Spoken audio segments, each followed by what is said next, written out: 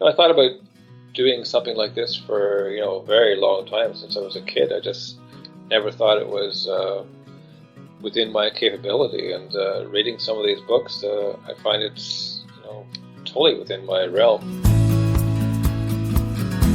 This is the Adventure Sports Podcast, trying to help you find adventure every day in any stage of life. You're going to hear from explorers, adventurers, business owners, and anyone living their life a little more out of the box than usual.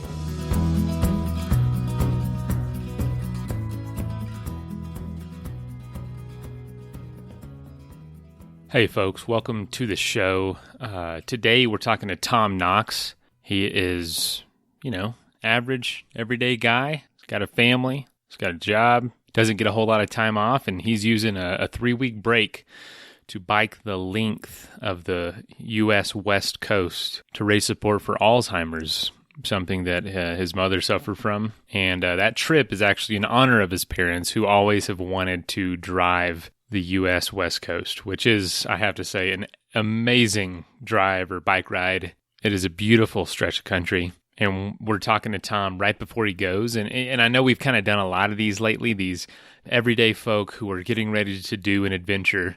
And we get to hear from them right before they leave. If you don't like those, let me know. I love them because it's just so relatable to hear from somebody who is doing something that's really out of the box for themselves and who isn't sponsored. I'm not sponsored, and I'm sure you're not either. There might be a few of you out there, but most of us are not. Tom comes from a line of adventurous people. His father just started a ski resort one day.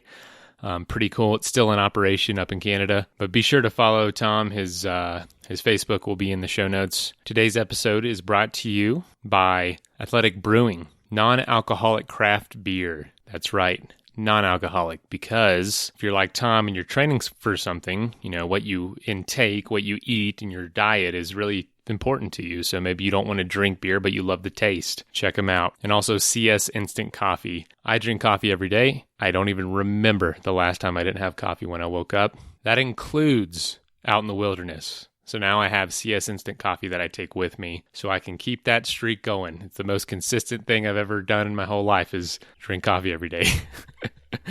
All right. Well, hope you had a good weekend and enjoy the episode.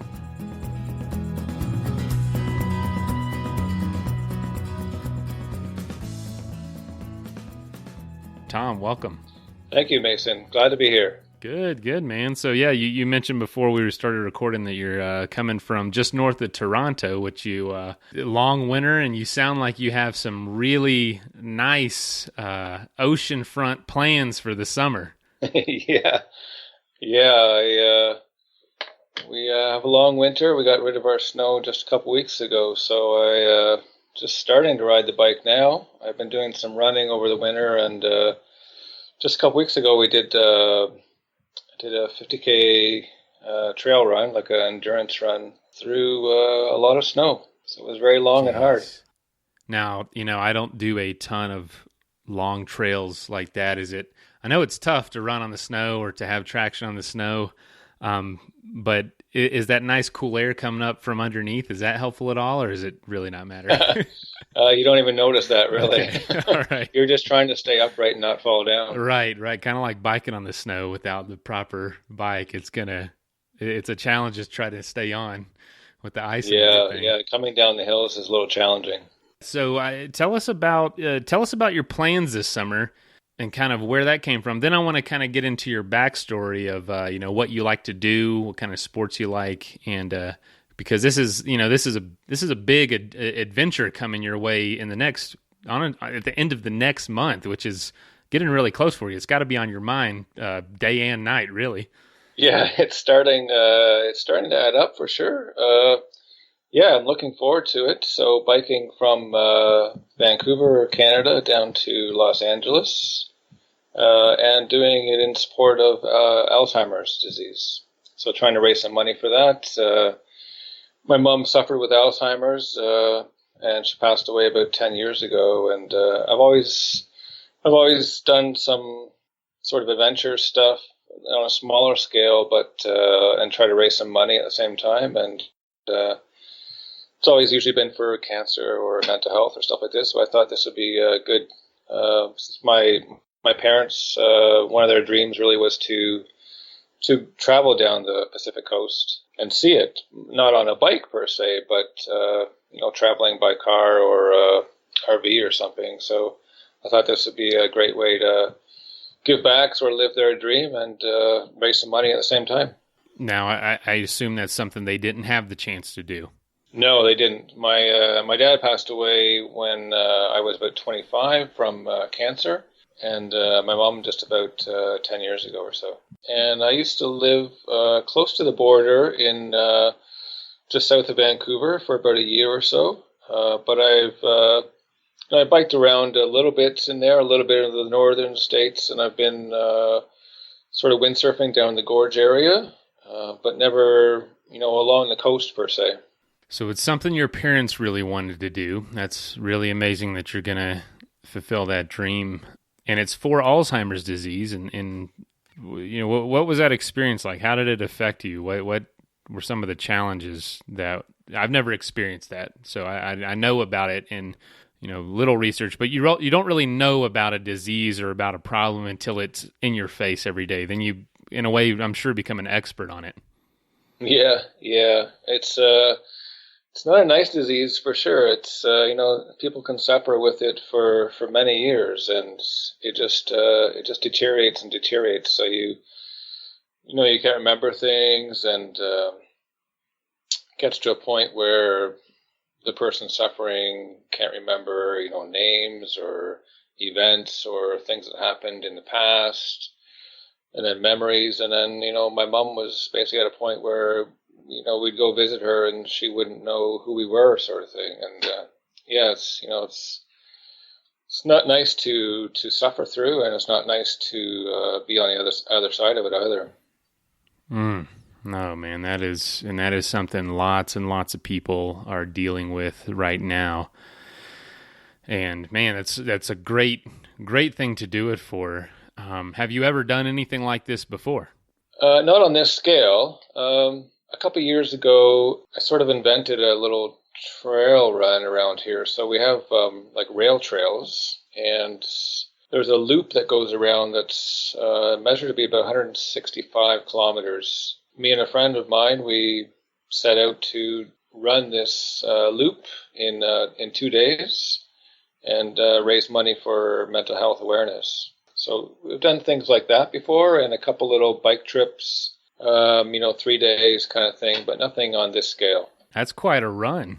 165 kilometers. What is that? Like 110, 20 miles or something? 110 miles, yeah. Dang. In 2 days. Golly, yeah. 48 hours. Holy cow. Pretty much all flat. That's the one good thing. But yeah, it was a long run for sure. But still, yeah, running, I don't care if you run 100 miles downhill, it's a long way.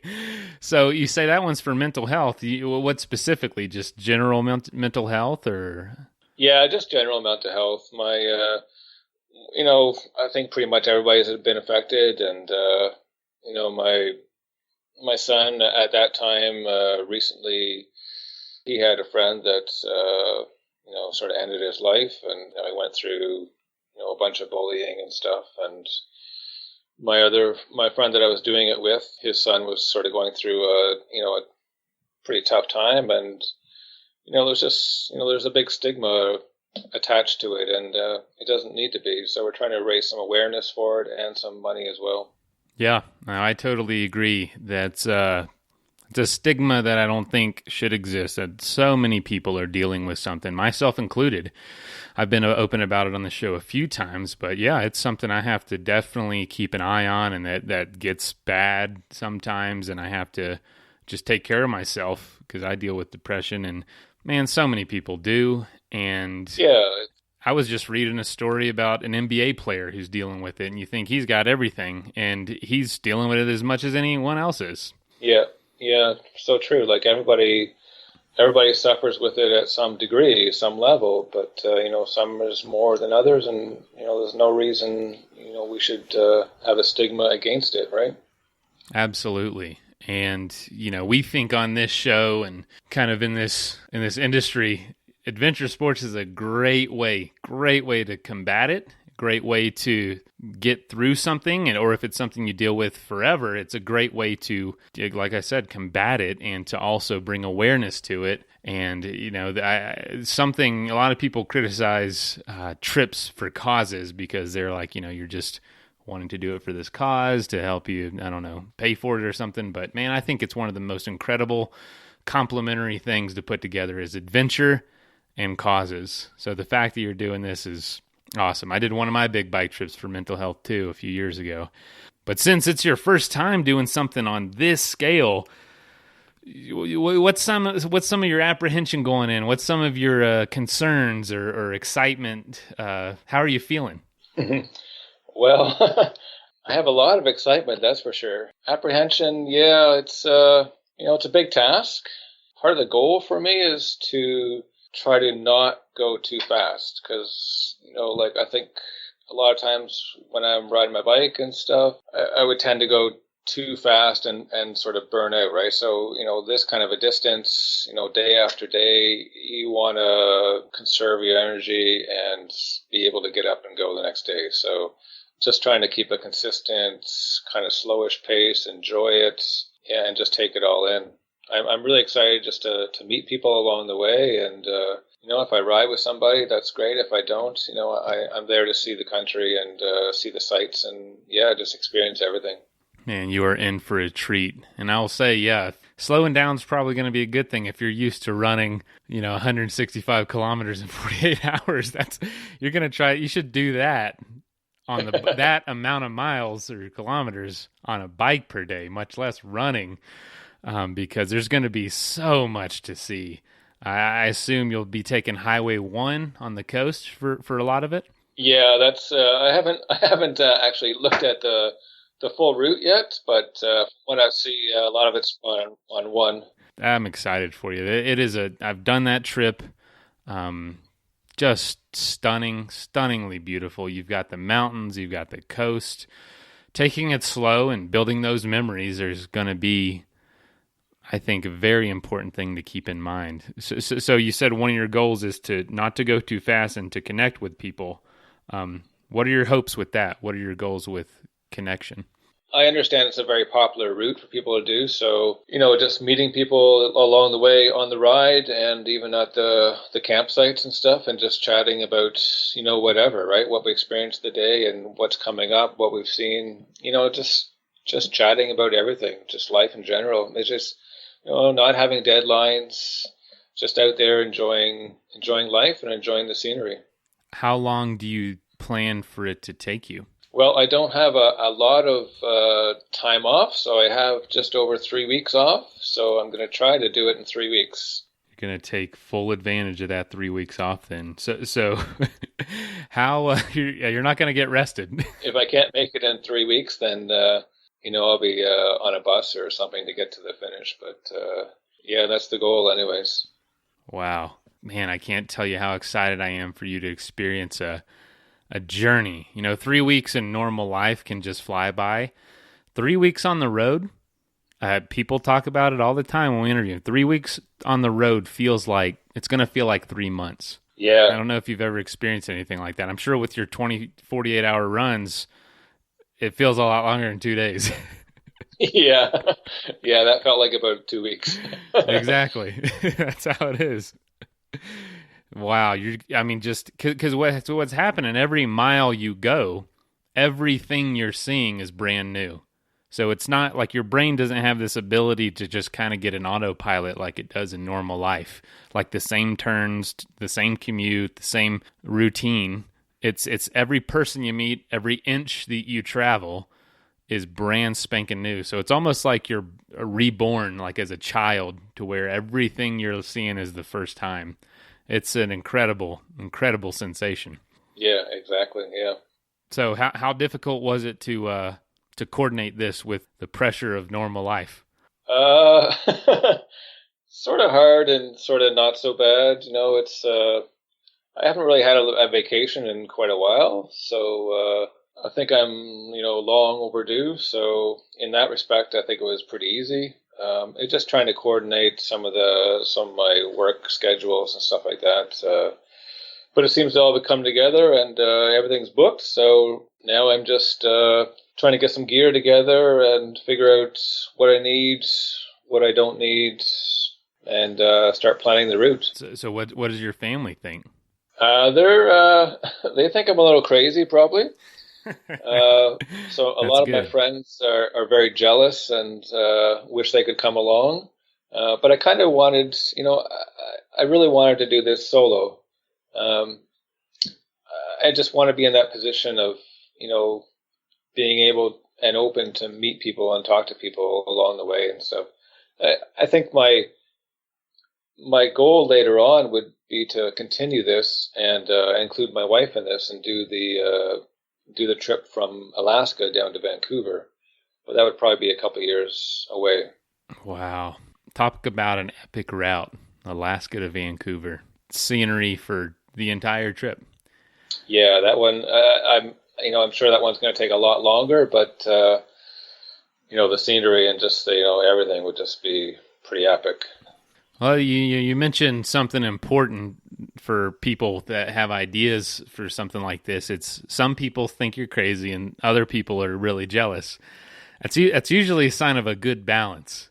Yeah, You don't want everyone to think you're crazy, that's but you right. don't want anyone to you don't want everyone to go with you either, because it's probably not, I don't know, difficult enough or something. But that's really interesting that you bring that up. So you mentioned you haven't had a vacation for a while. Is that just demanding job? Yeah, just work. Like I get quite a few days off here and there, but nothing like more than a week or 2 weeks or something like that. So having 3 weeks off straight is it's going to be a real a real nice occasion, and to spend that just on the bike and doing this is going to be just amazing. So we want to thank our sponsor, Athletic Brewing, for promoting a healthy lifestyle through making some of the world's best non-alcoholic craft beer. They make excellent tasting NA for healthy, active, modern adults. They use certified all-organic grains, and each can of non-alcoholic beer is only between 50 and 70 calories. They have IPA, golden ale, stouts, and tons of seasonal offerings. And recently, they actually just took home the gold medal at the U.S. Open Beer Championships for their double hop IPA.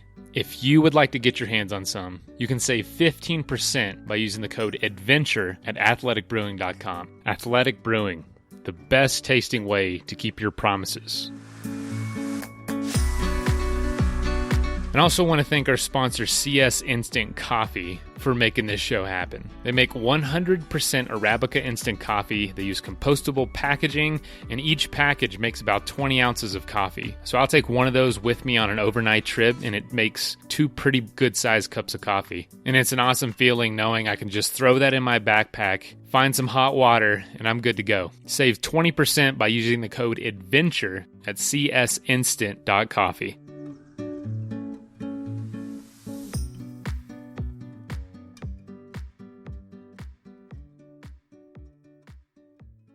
And so with the planning, what's been one thing that's been more difficult than you expect that maybe someone not planning a trip wouldn't know?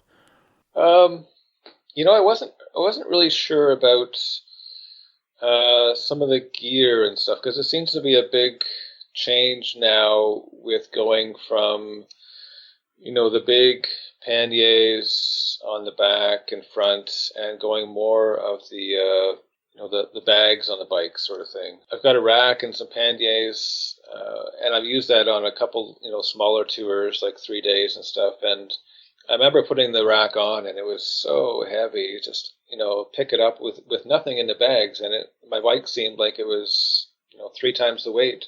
So I'm looking at, just doing like the bike packing type thing and just putting a couple bags on there and, trying to trim down some of the fat so I don't have to haul so much weight, and that'll make it a lot easier, I think. Yeah, that's probably a good idea. The bike, like you're saying with those fabric attachments to the bike itself, like the Velcro and everything. So are you taking a road bike or a touring bike or something similar? I picked up a cheap sort of cross bike, so it's like a touring bike. Oh, nice. A little wider tire, but more like a kind of a road frame, I guess, but a little wider tire. Perfect. Yeah, you'll be good to go. Yeah, I will say one thing about those fabric attachments to the bike is, that when the bike rattles around, it doesn't. I've had racks break on me, like literally the bolts holding it to the frame will just snap if I hit a big Yeah. pothole or something. But I've also got a bike packing setup that's obviously never going to do that. It's all fabric, so it has a lot more give, but it's really sturdy. It's a lot more streamlined than the panniers on the side or the saddlebags and all that. Yeah, that's interesting. People are moving away from that and into the bike packing setup for both touring and off-road touring. Yeah, it seems to make sense to me. Like, it's more streamlined, as you say, and it's the center of gravity is better too. You can put a frame bag in there, and center of gravity is right there, so it's more maneuverable as well. Yeah, I will say riding a fully loaded touring bike with front and back saddlebags is one heck of a thing to have to get used to. It's kind of like pedaling a dirt bike. Yeah, It's I don't know if you've ever done it, but it is super heavy. It takes yeah, it takes a good week to get used to that weight. And then when you take it all yeah, off, you feel like you could just bike up stairs. yeah. It's like picking up a motorbike if it's leaned over, right? It is. It There's so really much is. weight there. Mm-hmm. You can easily, if you're touring for months on end, you can easily get over 100, 120 pounds, which, I don't know what a dirt bike weighs, but I'm sure it ain't that far off. Yeah, yeah, exactly. Oh, man. So, yeah, you said you had, a lot of people want to join you, but you want to do it solo. And now, is that something you just don't get the chance to do, adventures or even hikes or something around home solo very often? No, I do, but I just I I read one of the books. I think the gentleman was on your show with called "Downhills Don't Come Free." I can't remember Mm. the author's name, but he did a bike trip from Alaska down to Mexico, I believe, and he'd never ridden a bike before. I don't think, or he hadn't done very much. I don't think he didn't know how to change a tire or anything, and he did it solo, and he his logic and what he said along the way was, when you're alone, you're more approachable to other people, and people will help you. And if you're with somebody else, maybe not so much, and you're less approachable. And I just find I just think on this trip, I would like to be that way, and especially with tying it into my parents and stuff. It's I think doing it solo is just what I sort of wanted to do and what I gravitated towards. There's going to be some serious time for reflection. Yeah. All day, first of all, and then when you're done for the day, man, the people, that is, I'm glad you're saying that, because that's one thing I don't think people realize about a journey and adventure. It's the most beautiful memories and experiences tend to be the ones you could never plan for. You know what I mean? You can look at that route all day of the West Coast that you can look at the Atlas or Google Maps or whatever you're using, but you have no idea what's going to happen over those miles. The people that you're going to run into, the friendships that you'll make, it's life-changing, every sense of the word, and it just fills you so full of joy and life that I don't know. It's just something I would never think of beforehand with a trip, but looking back, it's always the most cherished parts of it. Yeah, exactly. I wouldn't have thought that way either. But the more I read on some of these people that have done these trips, that's what they say, and that makes it very interesting, I think. And it'll be interesting to hear your perspective afterwards. I realize if I don't do a trip for a while, my worldview starts to turn towards the negative. I don't know if that's something you're foreseeing or not, but after a trip, it always gets just, blown to the side of the positive, because it's crazy. Like, throwing yourself out there in that dangerous world is what it took to change my entire view of how I see what's really going on out there.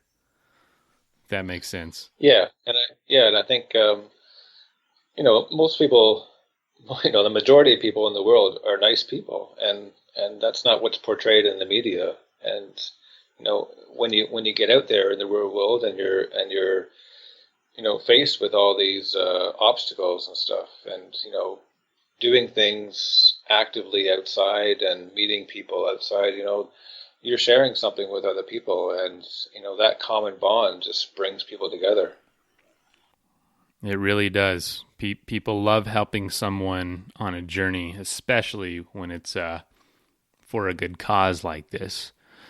So when it comes to the cause, raising money and awareness for Alzheimer's, are you doing anything specific for the trip with that, as far as setting anything up, a Facebook page or something? Yeah, I have a Facebook and a Instagram account called Ride to Remember 2019. I think that's the same name for both Instagram and Facebook. And there's a donation link on both of those sites to go and just to donate. So if anybody wants to donate, be happy to accept that for sure. I don't get anything at all. It goes 100% to the Alzheimer Society. So I'm doing this for that. I'm not doing this for any profit or anything. Wonderful, wonderful. Oh man, that's so. What part of the trip are you the most excited about? I'm actually very excited to go through the tall redwoods. That just seems amazing to me. They're huge. Yeah. So the pictures that I've seen are amazing, and I'm sure it just 10 times is more amazing when you actually go through it.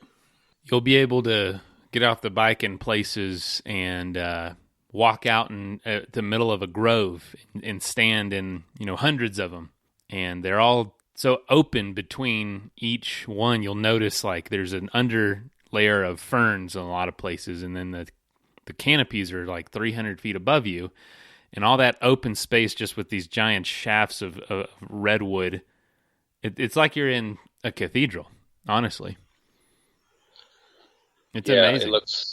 It looks amazing, and probably that, and going just along the coast, just experiencing all the views and the waves and the ocean and some of the mountains along the way, and the people. I'm really looking forward to just meeting people and riding with people here and there, sort of thing. It is kind of like it definitely is a popular trail, but it's not like there's thousands of people out there doing it. You will pass people, but it's not like a hiking trail where everyone on the trail is hiking. It's going to be an overwhelming majority of vehicles and sightseers, and you'll have that connection with the other cyclists. You'll be like, "Hey, you're doing this too. Let's," it's gonna lead to so much. And I'm sure you're looking forward to the nice, warm coastal weather. Yeah, I'm sort of wondering about the rain. Yeah, that's true. I mean, up in the Pacific Northwest to start it off.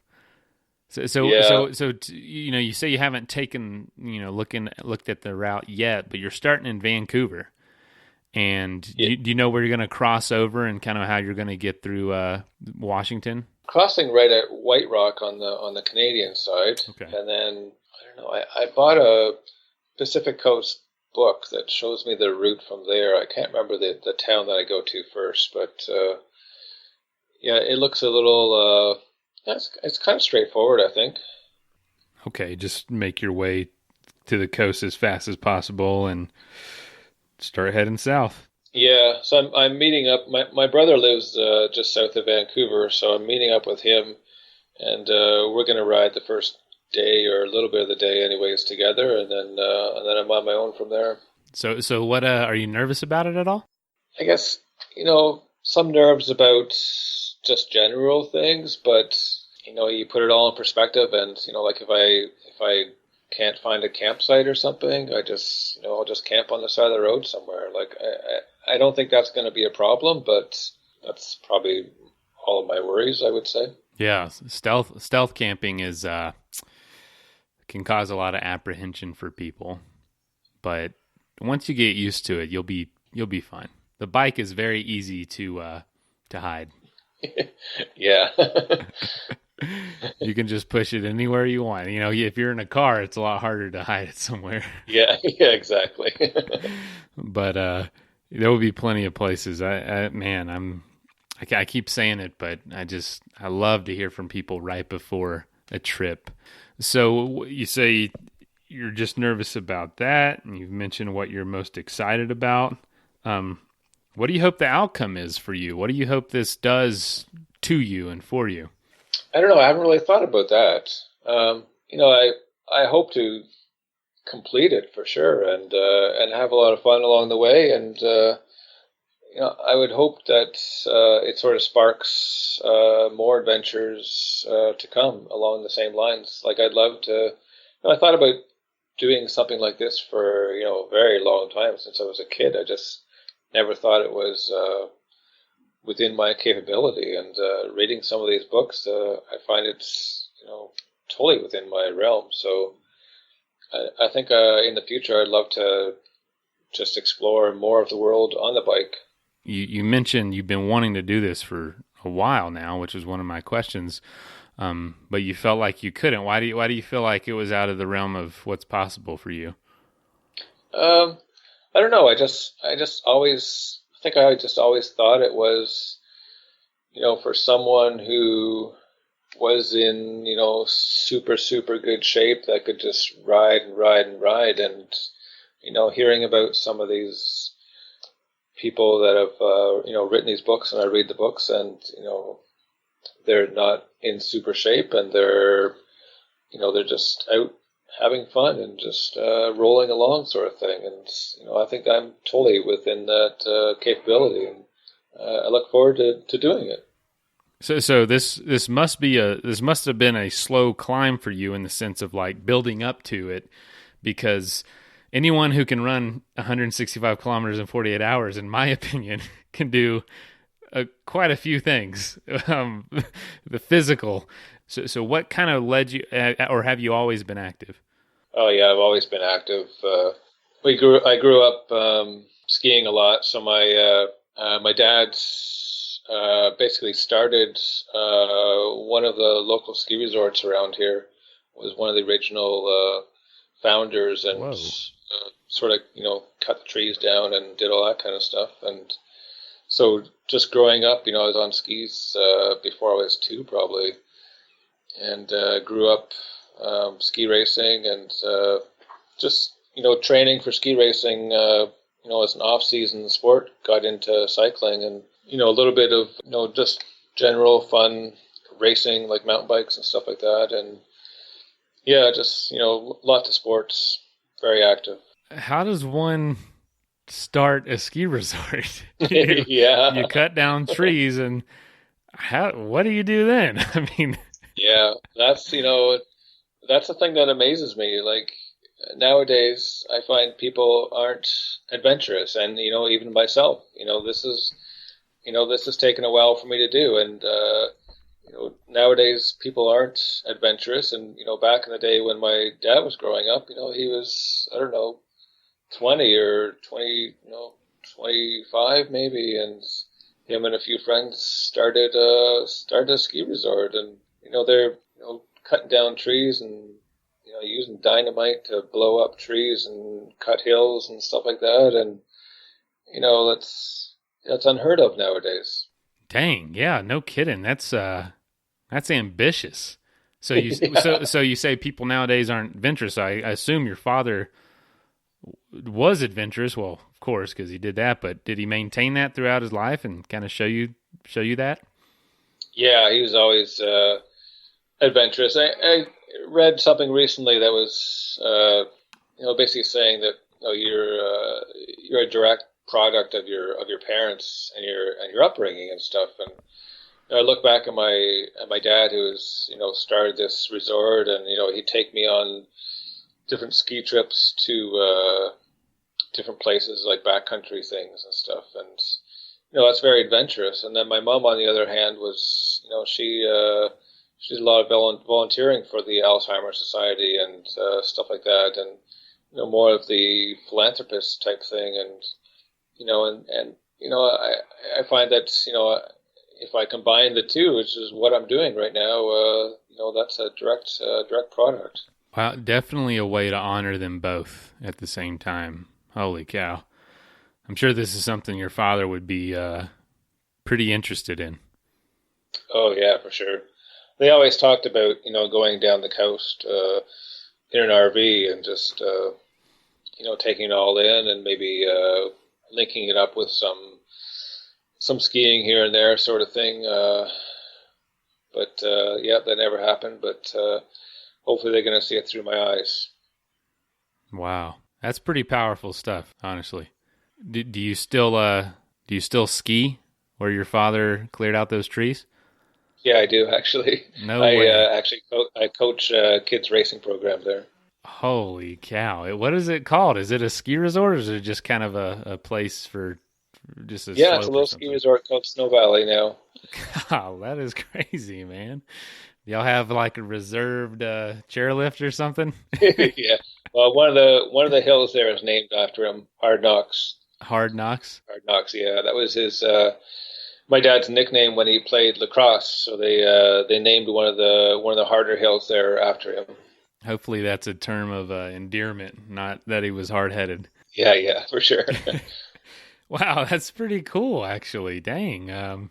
What a story. So your father did that way back in the day and was able to kind of stay around there and build on that legacy to the point where his son still skis there. That's really neat. So do you hope anything similar to that comes out of this trip for you? I know you're not, physically cutting anything down or making anything, but you are, in a way, doing something really ambitious. I guess in a way, I hope some of this is sort of taken over, I guess, or whatever, through my son too. So my son now is 19, almost 20. We did a little bike tour. I guess we've done a couple little bike tours together, just like 3-day things, but they were 300 kilometers, and for his, I think the first one we did, he was only 12 or something, long distance for a little guy, and he did really well. So I try to include him in some of the adventures that I do, like some of the backcountry skiing we do now, and some little bike tours, or we do some running races together, stuff like that. So I think that'll pass down to him too. I think he's pretty interested in that kind of stuff as well. That's awesome. I'm sure at that age, seeing your dad doing something so out of the box and so out of the norm has got to be cool. It's got to be cool for you to show him, like, hey, you can do stuff like this with your life. It does. You don't have to just work forever and pay bills forever. You can do a lot in 3 weeks, and obviously you're taking 3 weeks to do something, pretty much bike across an entire country.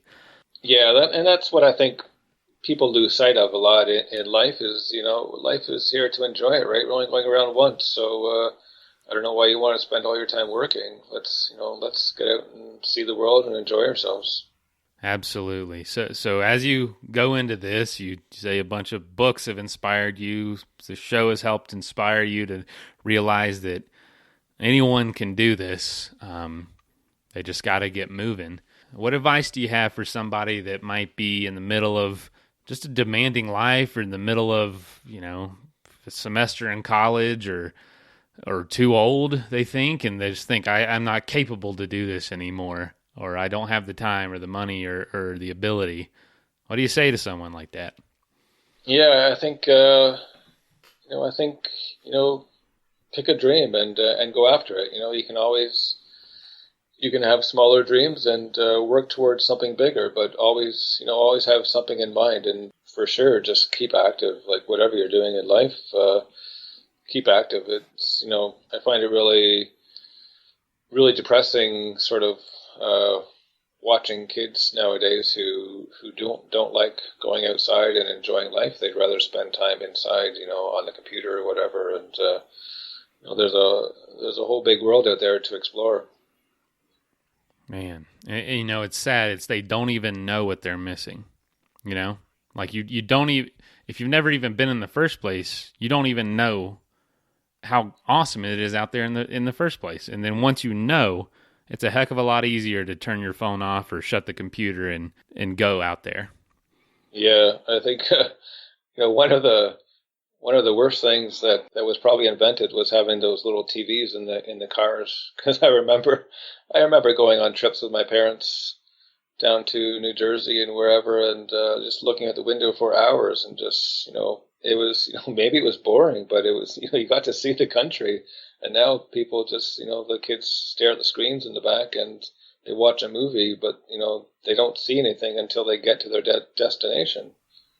Man, that's amazingly true. It's not a big deal, but the other night I was working out on the little porch here outside the house, and I was working out there, and it was a nice cool night, and I just had my laptop, and it's got that glow, and it just strains your eyes, and I shut it once I was done with emails or something, and there was a full moon out, and I didn't even notice, and I just looked up at it, and then I was like, holy cow, that's a planet, essentially. That's this celestial being up there. It's just crazy to think about. Then I had some binoculars out there, so I bet I stayed 45 minutes out there just looking at the sun, and it was so much more fun than everything I had got done on that screen all day, Yeah. And I didn't even get up. It was just all right there, and I thought, gosh, that is real. That is all. That moon is real right there. That is crazy. And then the stars were out, and you've got to just take time and look around like that. Yeah, and sometimes we just don't see it under our noses, right? Exactly. And man, I tell you what, you're going to have, you can't have a screen on the bike, so you're going to be forced to look at it all for your own safety. and also, I know you've done those runs. I think one thing what you've done some bike trips, it's a peaceful way to travel. It really is. It's smooth, it's downhill. The downhills you can just kind of glide and zone out and enjoy it. And, it's from a seat, but it's very peaceful. I'd have to say it's hard work, but it's peaceful. Yeah, for sure. Gosh, it's going to be so cool. And I'm probably annoying people how many times I'm saying, gosh. That's fine.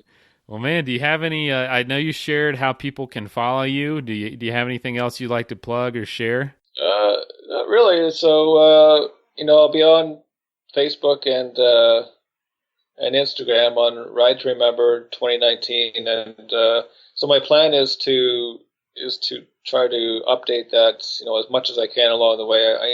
I say every day, but who knows, where I'm going to be and stuff, what kind of service I'm going to have and stuff like that. So, I try to update as much as I can to share, photos and little stories along the way as well. Keep us updated. I want to hear how it goes, and I want to hear how it is after you're done, because, 3 weeks is going to fly by for us here in the normal world. For you, though, you're going to feel like it's a separate life altogether. Yeah, super looking forward to it. Well, keep up the good work, and keep proving that you don't have to be Lance Armstrong to do something like this. Yeah, thanks, Mason. Thanks for having me on too. Really enjoy the podcast you put on here. Well, appreciate it, Tom. And it's people like you that make this show happen, man. We talk to people and doing something they never thought they could do. So it's inspiring for us. Great, thanks. Yes, sir. All right, well, have a good one. All right, take care, Mason. All right, yes, sir. Talk soon. Bye. All right, bye. Well, first of all, thank you so much for listening to this episode. It really means the world to us that you want to spend your time with us. If you'd like to help us further, please just leave us a review on iTunes, share us on social media, tell your friends about us. You can become a patron, a supporter of the show for $5 a month at patreon.com/adventuresportspodcast. And if you know somebody that would make a good guest, reach out. We're always looking for good adventure and outdoor stories. And lastly, thank you to our sponsors, whose messages follow right now. Athletic Brewing makes the best non-alcoholic craft beer. Go to their website at athleticbrewing.com and use the code in our show notes to save 15% on your first order. After all this adventure talk, if you're needing some gear yourself, but you need some advice before buying, go to backpacktribe.com, where you can ask questions to the owners who have experience with all the gear, as well as all of it for sale right there on their website.